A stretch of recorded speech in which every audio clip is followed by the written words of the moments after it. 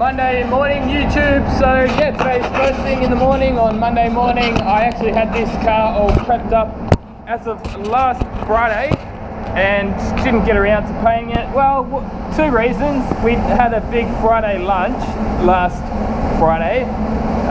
Once a month, at the end of the month, the bosses put on a bit of a lunch for the boys, and I probably had one or too many pieces of pizza, and it was like 39 degrees, so stinking hot, a little bit tired because I'd eaten a couple too many bits of pizza, and I just wasn't in the mood. And as I say, it was too hot to really want to spray a silver like this. I mean, I could have done it, but yeah, just those two factors, I thought, you know what, I'll leave that one for Monday morning. A couple of years ago, I would have been the guy, nah, yeah, get it in, get it painted, you know, but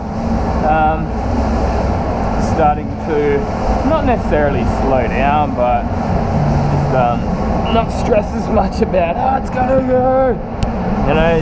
If it's ready, it's ready. I still smash the workout, still get a lot of work done here, so not exactly stressing if one less job per week gets done, you know. It's all good. So yeah, it's just a Volkswagen Jetta, this one. I think it's reflex silver, I can't remember. I just spectro it and type in Volkswagen and it comes up with it, but yeah, I'm pretty sure it was reflex silver. This one here, pretty coarse metallic, so as I say, not really the kind of colour you want to be spraying on a 39 degree afternoon.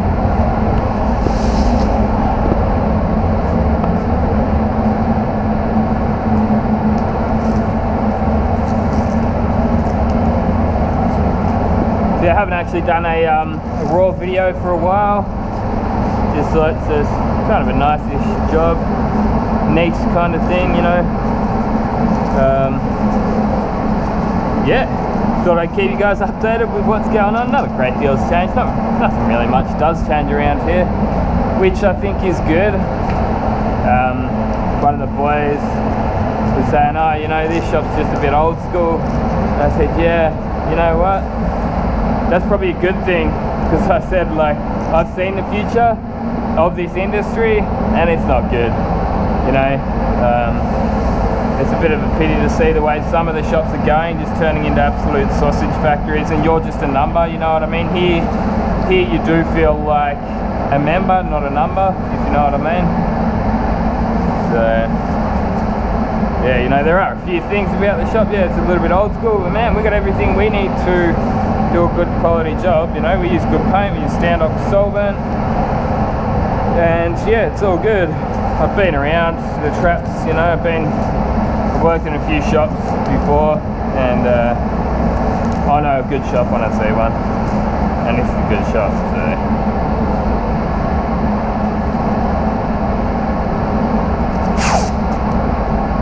What I say to anyone that starts here, I just say, man, this place is what you make of it. They're not going to be sitting there hounding you along, telling you to paint this job every day or whatever it be. But you know, yeah, as I said, it's what you make of it. If you do, you'll be rewarded. If you do the right thing by the boss and work hard and do a good job, then you'll be rewarded. Otherwise, you know, you'll probably get a bit of a hard time. May not last, you know.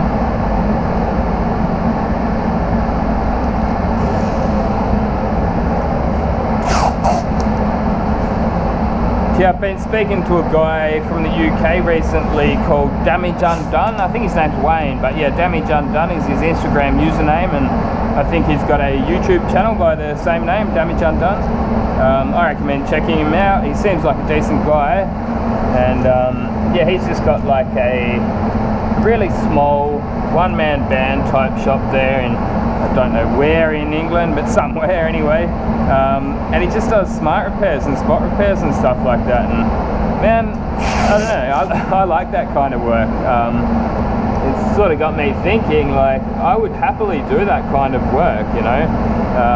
Let's just say somebody got a small dent here, or even if it's below that line, you can say mask everything up and just do a nice little spot repair, do it on the cheap for them, But the other advantage of that is, you know, so the customer gets the job done cheaper.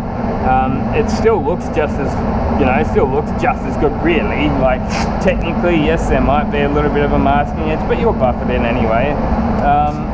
And you can also get more of them done. That's what I was thinking. Like, I'm going to be moving back to my hometown within 3 to 5 years, and I was thinking of actually starting up a shop like that, but I know myself, and I know I'll just get sucked into, oh, we've got this resto job here, you know, just I know I will, but I don't know, I would like to just do like small repairs and stuff like that, because yeah, you can, let's just say you charge $250 or something like that to paint a single panel or a corner of a bumper bar, you know, it beats the $400 that they would charge at a normal panel shop, so the customer's happy. The job should look just as good, but you can get 3 of them done in a day, you know, you make your $750 a day, you're laughing, man. I guess it's one of those things, it takes a little bit of time to build that, you know, the customer base up and get your name out there, but yeah, that's my plan at this point anyway. I guess you got to have something to work towards in life. It may not end up eventuating, I may not want to do that by the time that time comes, but yeah, I think, you know, dreams are important for us humans.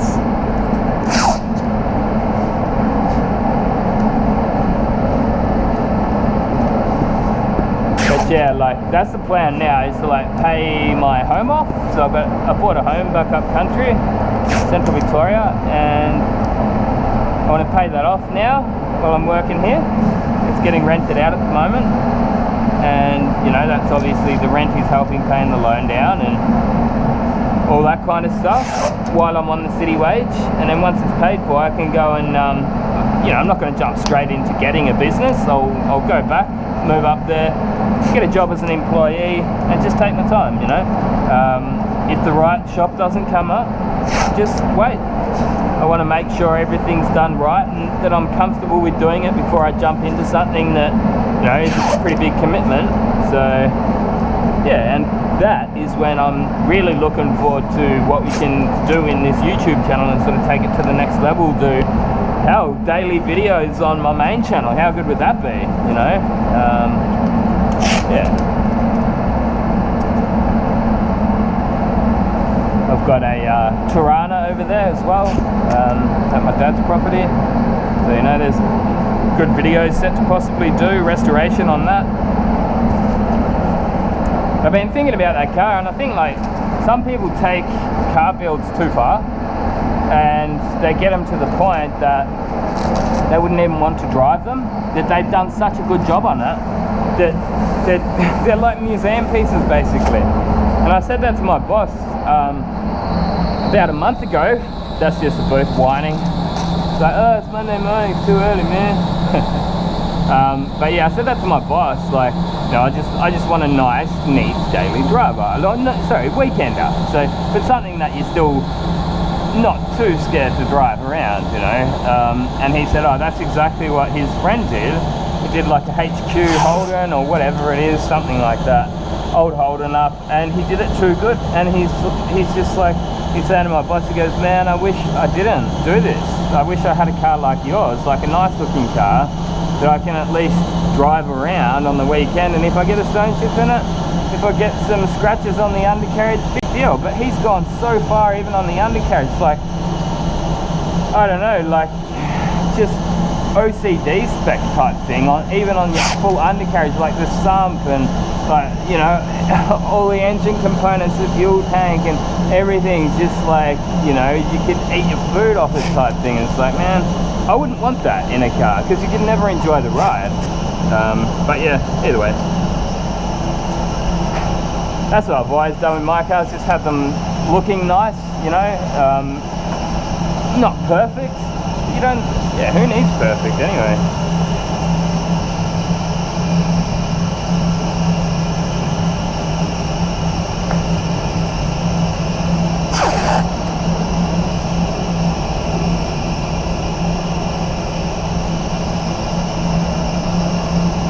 Yeah, I'm not one of those people, I'm not like overly involved in the car scene either. Like, I don't go to car shows on the weekend. I have done and I have enjoyed them in the past, but I don't know, just sometimes like you'll go there and people just pick on your car and stuff, and it's like, dude, what's your problem? So I'd much rather enjoy my own car my own way rather than feeling as if I have to show it off to everyone else, you know. I think I'd probably rather show you guys on YouTube than people in real life, because they seem to be different. Like, people on YouTube seem to be a little bit more positive, keep their negative opinions to themselves if they do have them. Well, on my channel anyway, I must admit, like, you see some pretty nasty stuff on other people's channels. It's like, man, people sort of seem to leave their manners at the front door or at the login screen to YouTube sometimes, man.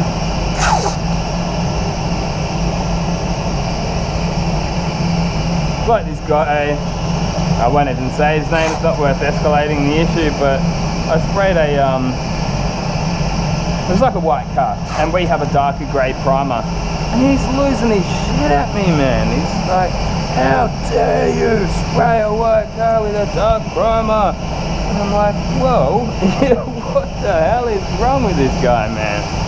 And the funniest thing about it is, like, last week I sprayed this BMW, like a little BMW two-door, and it was white and it had a dark grey primer underneath. They do it from factories sometimes, man, you know. What's your problem?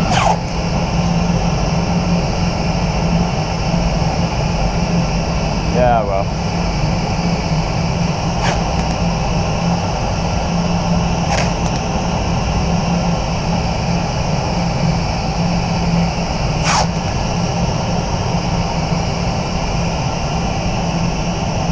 yeah, I think that's like one of the belts you can hear. One of the belts for the spray booth, it just winds along and then it'll just go. It'll just come good. Weird one. Told the boss about it, he's like, no man, it's been doing it for years, I wouldn't even worry about it. First time I heard it, I'm like, man, it sounds like the booth's about to blow up, but then it's like, on the humid days or like the cooler mornings, which today actually is, you know, it's not cold, but a little bit cooler than it has been. I think like a bit of condensation builds up on the belt. I'm like, oh, whatever man, I'm not going to go and pull half his booth apart to try and fix it, because I'll probably make it worse. It's not my job. And as long as he's cool with it, I'm cool with it. Doesn't seem to change the way the booth works, so.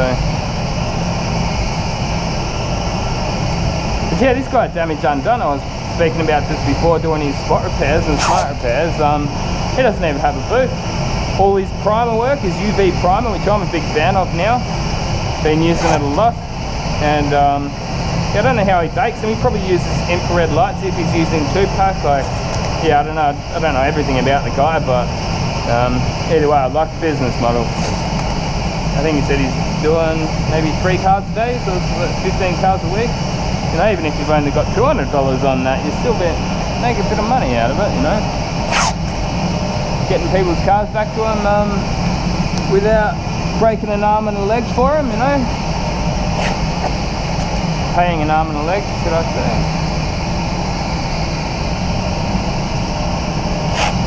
Yeah, talking about paying an arm and a leg, man, I've been looking at like how much those Starter 5500s are going for in the States, and you're looking at like over $1,000 US for a spray gun.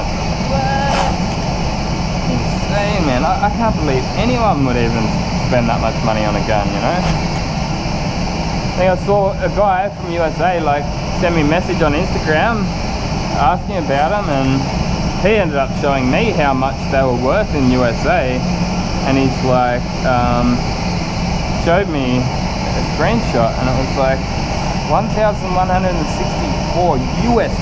So that's like probably around 1,500 or over 1,500 Australian dollars for a bloody tank squirter. Like, wow. As I said, man, I can't even believe anyone in the world would want to spend that much money on a gun that does exactly the same. Like, essentially, you break it down, man, it doesn't do anything different than the $500 guns, you know what I mean? I challenge you to get a better finish with that than what I get out of my Pro Light, which is a $500 gun, you know?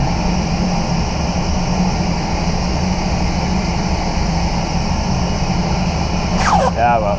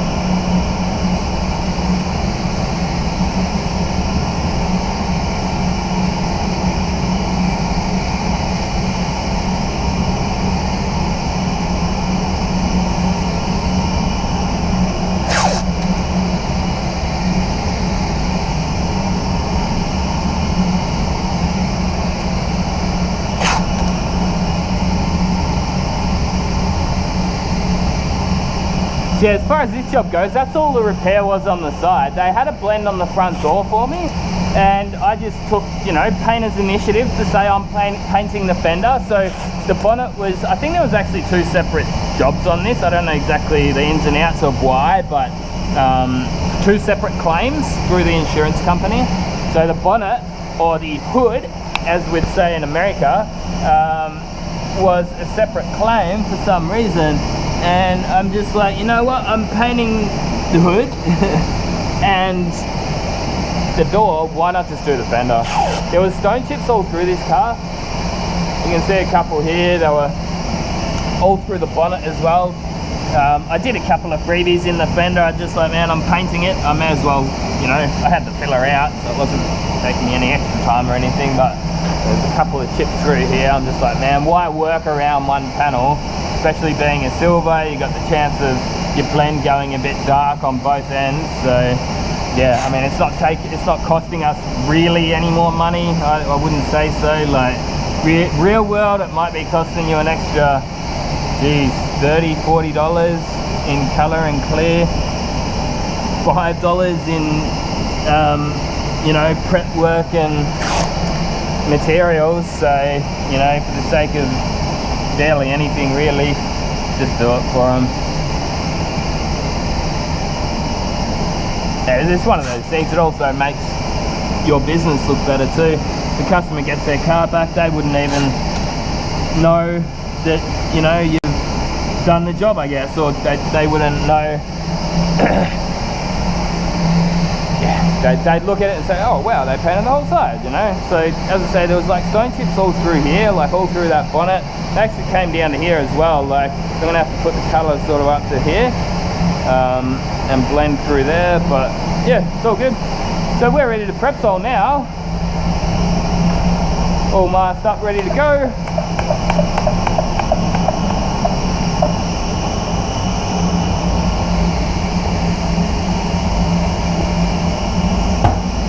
So as usual, I always just wipe my blend sections down first. So that's a bit of UV primer I was talking about before. Use that stuff all the time. It's just an extra little freebie tint, as I said. You know, sometimes I'll do that. There was actually another one here, that one on the near the door handle. I just did that as an extra, and it takes a couple of minutes to do, and just adds to a bit of the presentation, I guess, of the finished product. So I'm gonna have to put color up here. There was a bit of rust there, like, you know, I've already done a few extra freebies on this job. I'm not here to save the world. I'm not Mother Teresa, so, you know, fixing that bit of rust, I would have had to grind it out, blah, blah, blah. Like, nah, I've done enough on this one. I painted his fender for free, done a few extra dents. They can keep their bit of rust, but I did just fill in the pit, so, yeah.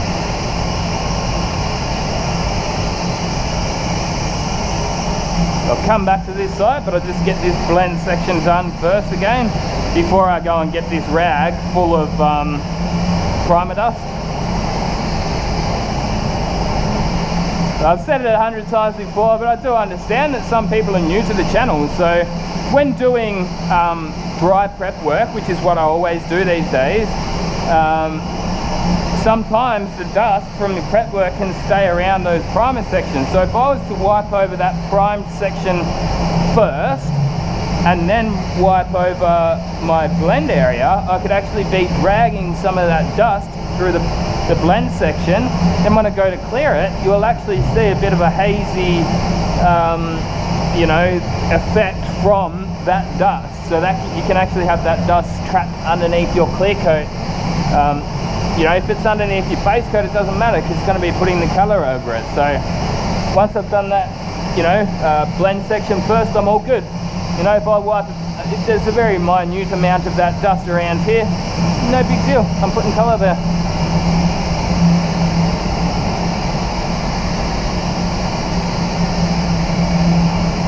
And you can see on that rag there, it started to pick up a few very minute bits of that dust. I've obviously dusted the car down before I bought it in the booth, but you're still going to get a little bit left in the panel, left in the scratches. So, you know, some people like to prep sole prior to masking, and if you want to do that, if you feel more comfortable, go for it. You know, I wouldn't recommend, I wouldn't say it's a bad thing to do, and I did used to do it, but I just got to the point where I did a few tests, doing it, not doing it, and I found it made absolutely no difference to the cleanliness or the amount of silicone that I got in my job. So, you know.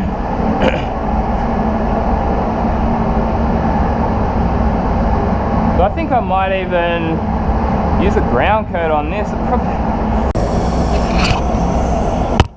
Rightio YouTube, so we are all prepped all down, ready to give it a good crack rag. So I'm not sure exactly how far we got to in the previous step because the cam did flick off. I think the battery's run out. It's only got a certain amount of battery life in this camera, so yeah, it did run out after, I don't know how far I got. I was probably just talking to myself for 10 minutes there. But either way, I finished the masking off and prep soled it all down, ready for what I'm going to put down now is like a ground coat, just to get basic coverage, because I've got about 750 mils of colour, but this colour doesn't really cover that well. It's like a cloth metallic silver. So, I mean, I might have just had enough, but sometimes what can happen with these silvers is you get like a little bit of mottling or uneven touchiness through the bonnet or something like that, and you might need that extra 200 mils just to put another coat over the top of it, like a drop coat or something like that. So yeah, I'd rather have that little bit extra, so that's why I am putting this ground coat colour down. So this is not even the right colour, it's just 595, which is just like fine silver. So it's going to get most of the coverage on the way and just get it at least silver, like the wrong colour silver, but it's going to be silver. And then I'll need less of the top coat colour over the top of that.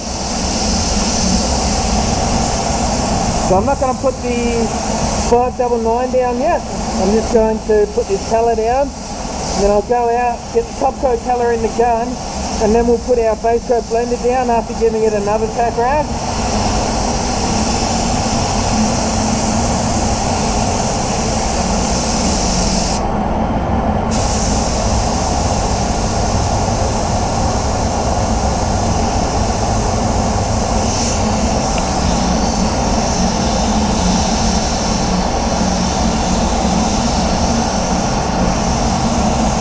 So even this isn't covering, you know, they're still quite transparent still after a coat of this, so I might end up putting 2 coats of this over it just to really get that coverage on its way.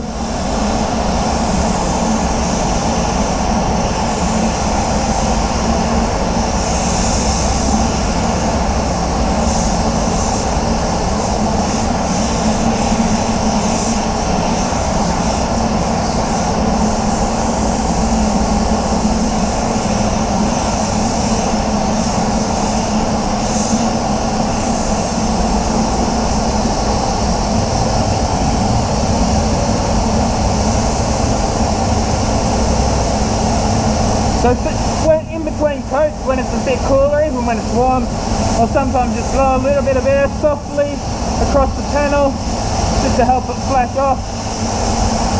Just save a few minutes, you know. Oops, forgot about that one.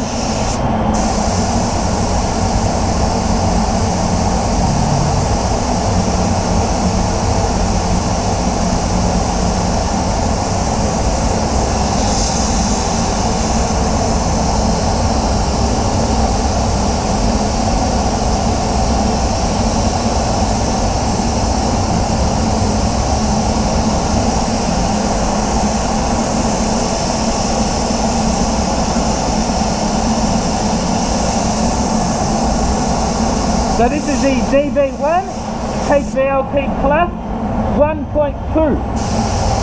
So if it was a really hot day, I would be going for the HVLP 1.3, but I've found yeah, HVLP Plus 1.2 is better for the slightly cooler months.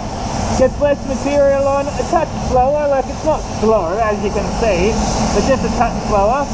Now I'm using the digital gauge, and it's worth keeping in mind that the digital gauge is actually different than an analog gauge. It will give you a different reading, so when this gauge says 1 bar, it will be closer to 1.5 bar at the base of the gun.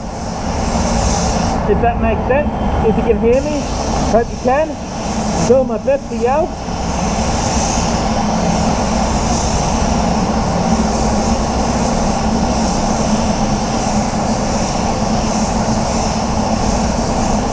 So that's most of the way there to coverage.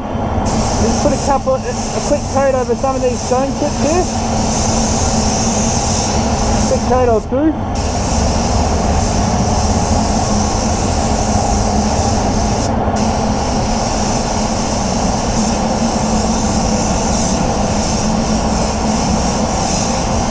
So I'm going to have to give that bonnet a really good tack rag down, because all that overspray is going to turn into dust.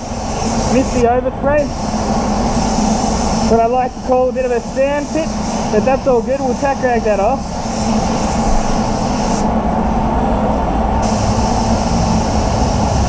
As I say, that's most of the way there to coverage, and I haven't used any of my colour. So yeah, I'll go out, get the top coat colour in the gun, and I'll be back in 5 or so minutes, gunners.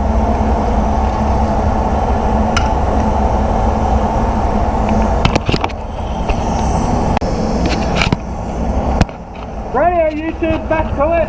So yeah, I've got that ground coat colour down. Next step is give it a good tack rag over the whole job and blow it up at the same time with the air from the spray gun. Open up a new section of this tack rag, why not? You only live once, mate, may as well live it in luxury. So yeah, 599 is going to go down over these blend sections just to fill in the prep scratches and help the blend, help the colour blend out. Colour is quite good anyway, but still have to blend it. Well, don't know if I have to, but I'm going to. Yeah, look, there was stone chips all over this bonnet.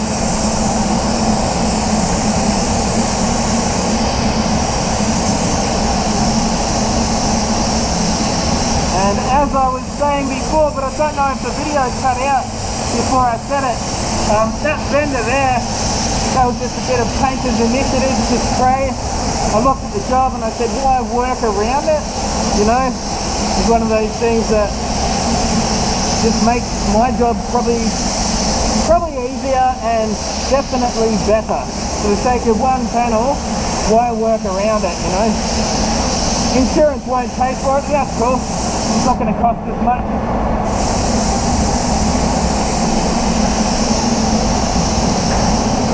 As I said, this is a 599. It's basically clear base coat, that's all it really is. One coat of that over the edges, and that's going to help that colour blend. It's going to fill in the prep scratches and stop any halo effect around the colour blend.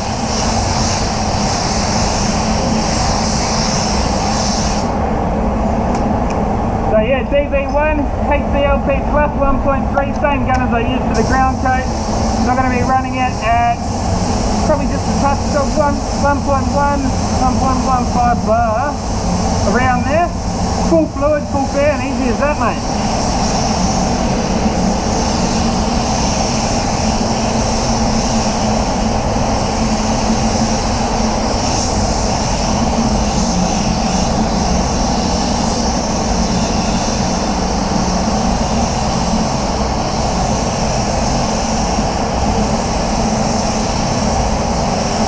Because I put that ground coat down, it's visually covered after one coat.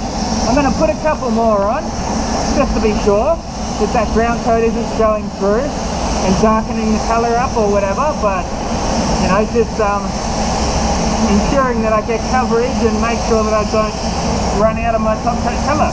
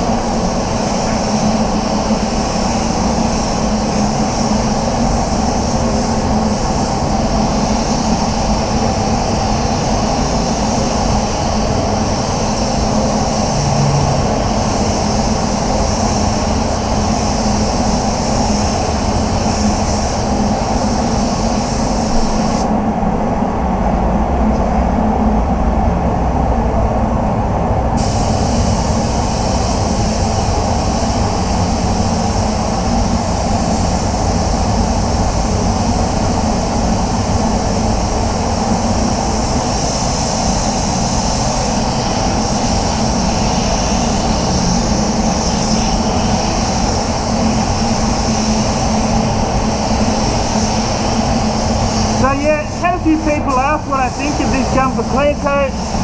It's not my favourite Gunman clear. I still think the Pro Light is better. It's capable of spraying clear, obviously, but I still like my Pro Light to clear better.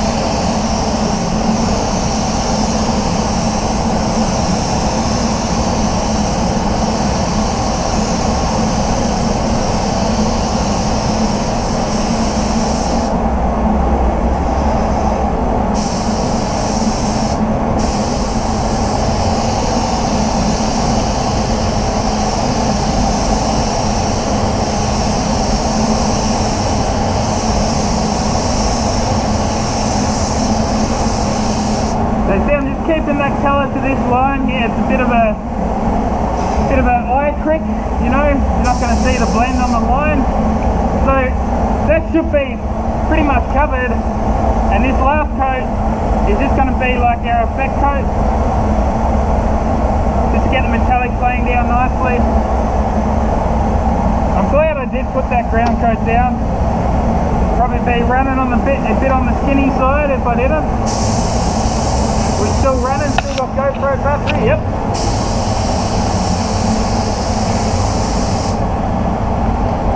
So again, it's flashing off quite quickly. I reckon I'm going to be right to just continue straight on.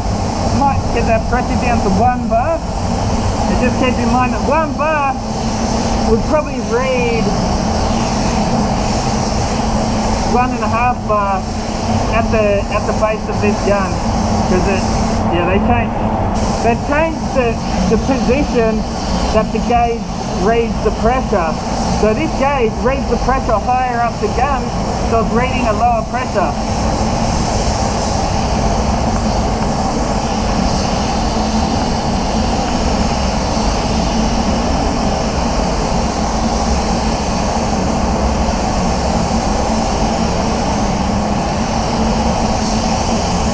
I just sort of go medium wet on this coat, lower pressure, and just sort of letting it drop on a little bit to help that metallic lie down nicely.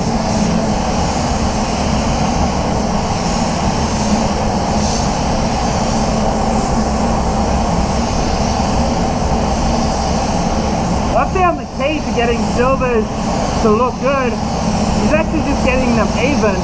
You can go medium wet, you can go wet, you can go, well, you don't really want to go dry, but yeah, apart from going dry, the key is just to get them even. So to get that, you need like a nice size fan on your gun, or you can struggle sometimes with the smaller fans with silvers, especially on a large section like this on it. It actually looks quite good after that second coat, to be honest. I hope I don't go and make it worse after this one, but I don't think I will have. Need be, you can sometimes like cross hatch it. So if I'm not happy with that, once that dries down, I might even put the next coat on front to back and then see if that sort of improves it. But side's looking good. That blend here is looking good. My colour to the bumpers was good, enough to go edge to edge. And as I said, there was a few chips and stuff here that I'd rather fix than clear over.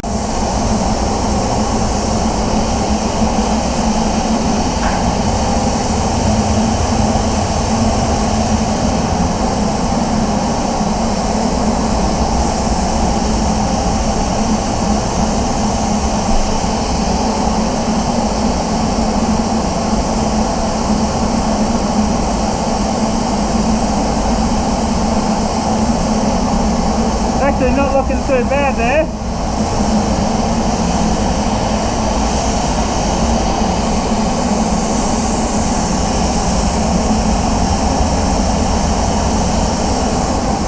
I might just go one more coat front to back just to show you guys.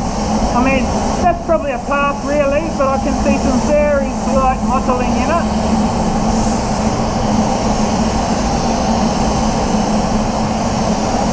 So I'll drop that pressure down a touch again, holding the gun back.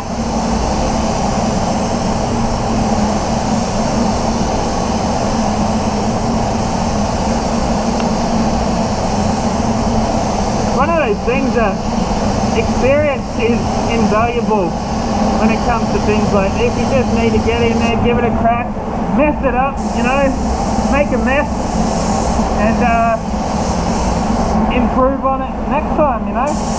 Ask the right questions to the right people.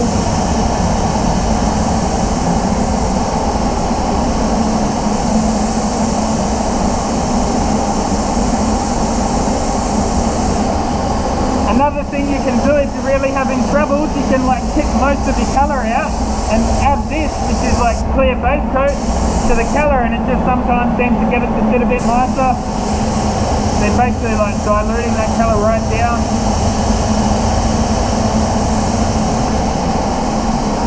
But yeah, I think that's going to be fine right there, gunners. I found these boost lights have actually like, things look worse in this booth than what they do outside a lot of the time. Anyway, I'm going to go mix up some clear and we'll come back, slam a couple of coats of sand or clear on it. See you on the flip side.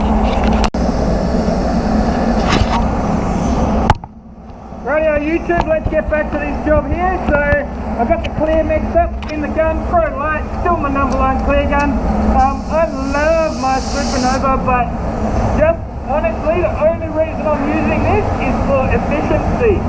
If I was to spray this clear with the Supernova, I would be probably using an extra 200-300 mils. That's being conservative, but yeah, I don't know, that's another bumper, a free clear coat job on the next bumper job that we do. So yeah, it's not that it gets a better finish, it's not that I like it more, I don't think, it's just the efficiency. So yeah, like I mixed up, how much do I mix up? 870 mils to spray this one. So that's ready for use, that's including hardener. 870 mils in the pot. Hardener and clear together. And I've got a feeling there's going to be probably like 50 mils of clear left over.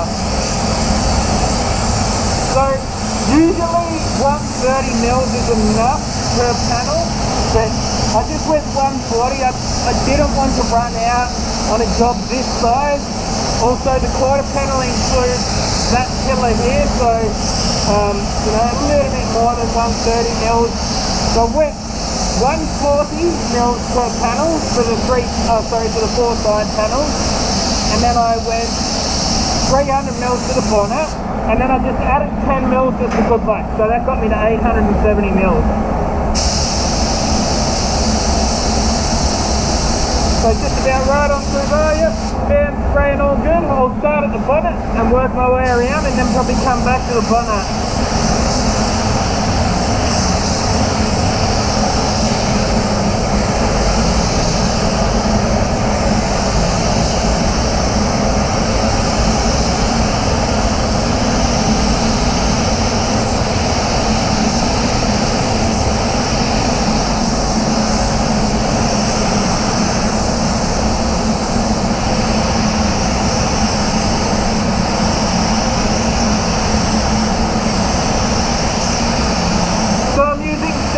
Standard clear with the VOC hardener in it.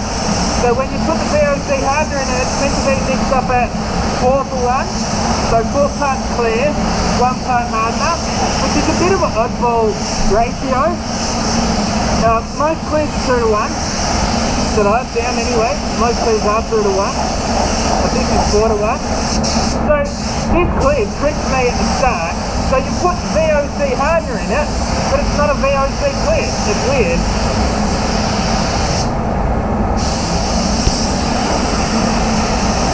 I think it's technically even an MS clear, but you got VOC hardener in it. So I thought it was like a VOC clear, so I thought you could tack and whack it, but after asking the paint rep the second time, he said, no, you're not meant to tack and whack this clear because it's an MS. Well, it didn't actually say MS, but that's the only reason that you wouldn't be able to tack and whack it is because it's not a HS or VOC clear. It's all good, I love this clear. It's very user friendly, easy to use, you know, it dries nice and quick when you use the fast hardener in it. And there's a guy that always likes commenting, I think his name's Pedro or something like that. And he's like, yeah man, go the slow hardener, or at least the medium hardener. And you know, when I was spraying Blazer, he's right, but he's not right in stand-up. So what he's saying is, medium hardeners actually dry quicker, or dry just as good if not quicker than your fast. But it's one of the first things I noticed when I was spraying stand-ups is that the medium or slow hardeners, they take forever to dry. If I was to spray this with medium hardener, you'd still, even after a half-hour bathe, you'd still be able to push your finger in it at 3 o'clock this afternoon when I need to polish it. So I really have to use the fast hardeners. I do prefer using a medium hardener when possible, but I can't do it with this stand-up clear. It just takes too long to dry. It goes on nicer, it will hold a better gloss, but you know, this car's got to go today.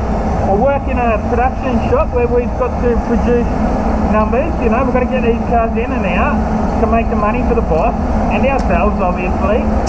So, you know, in a perfect world, sure, yeah, I mean, I'd be using slow hardeners all the time, man. But I just can't with this clear. All I can do is make a couple of coats on with fast hardener, give it 10 minutes before I bake it, just to let it gas out. If I hit bake too quick, it will dull off. But I found giving it that extra 10 minutes, flat off, it's fine. And you see, look at that Pro Light do its thing, man.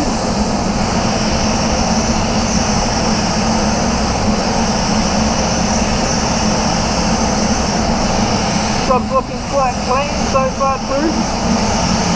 I'm pretty happy with how it's looking.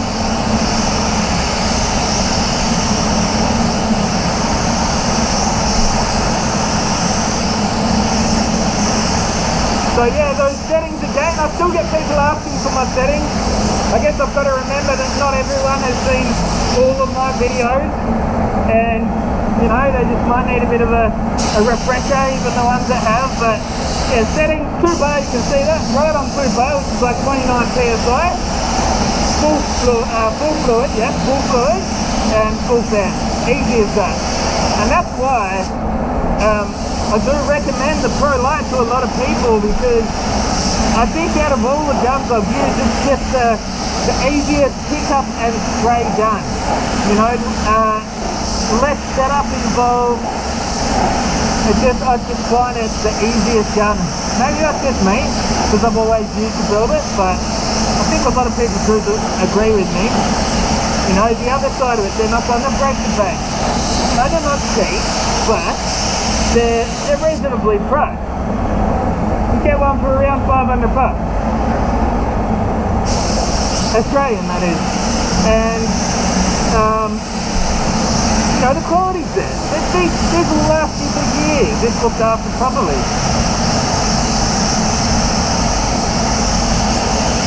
Call me a fanboy, it doesn't really bother me, but my opinions are based on facts, not just feels, you know.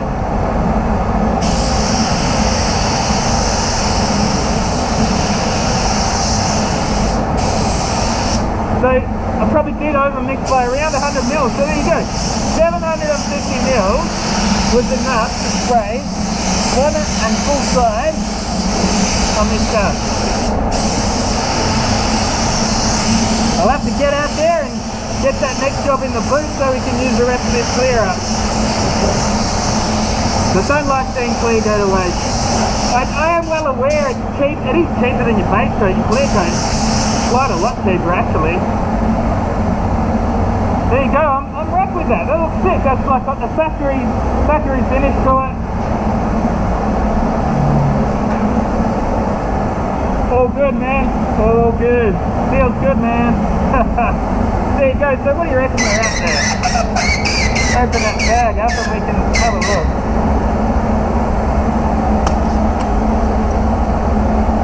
So, yeah, look, that's actually only 50 mils. The rest of that's bubbles, but 50 mils isn't excessive weight. That's good. It's actually quite an efficient disc.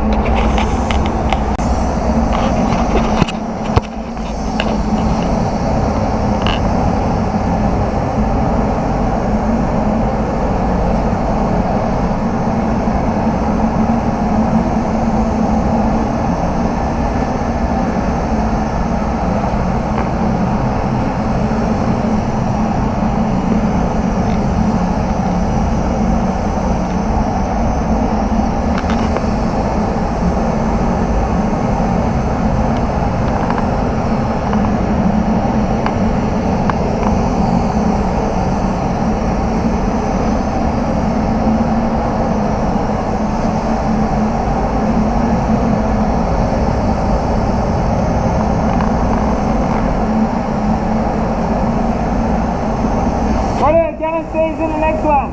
Woo! Paint some shit.